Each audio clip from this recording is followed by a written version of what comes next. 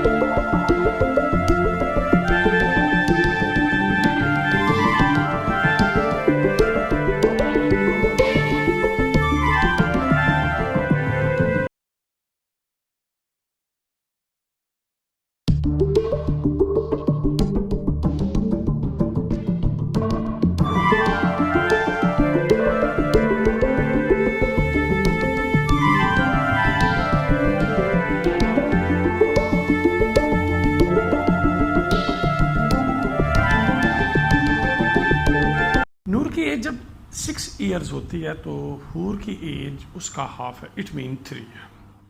اب جب کہ نور کی ایج 18 ہے تو ہمیں فائنڈ آؤٹ کرنا ہے کہ حور کی ایج ایٹ پریزنٹ کیا ہے. حور کی ایج چونکہ نور کی ایج کا ہاف تھی یعنی 3 ایئرز تھی, اس کے اکارڈنگ اسٹوڈنٹس عام طور پر نور کی جو پریزنٹ ایج 18 ایئرز ہے اس کا ہاف فائنڈ آؤٹ کرتے ہیں اور آنسر گیس کرتے ہیں کہ حور کی ایٹ پریزنٹ ایج جو ہے وہ 9 ایئرز ہے, جو کہ غلط ہے.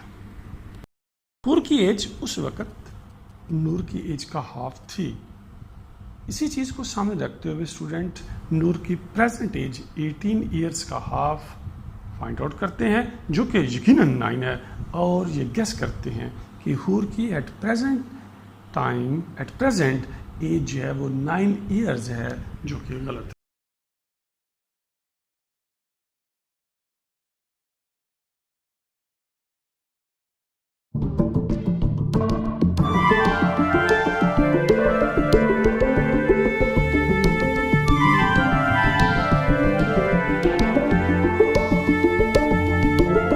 +4 = 4 یہ میتھمیٹکلی غلط ہے.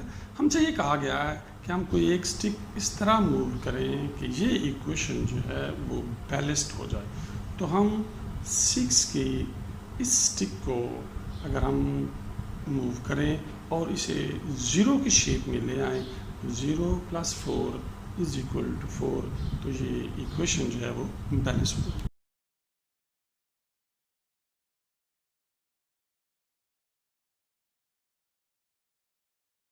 ایکویشن کو بیلنس کرنے کا ایک اور آپشن بھی موجود ہے, لیکن شاید ہی کسی جینیس اسٹوڈنٹ اس آپشن تک پہنچا ہو. اگر آپ نے سیکنڈ آپشن بھی فائنڈ آؤٹ کر لیا تھا تو آپ واقعی اسمارٹ ہیں.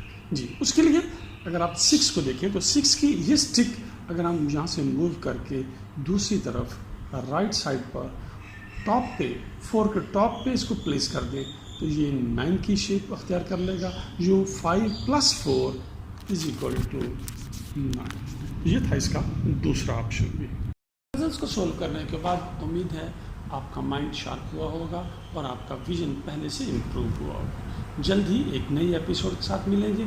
چینل اور ان پزلس کو اپنے کزنس اور فرینڈس کے ساتھ لازمی طور پر شیئر کیجیے گا. اللہ حافظ.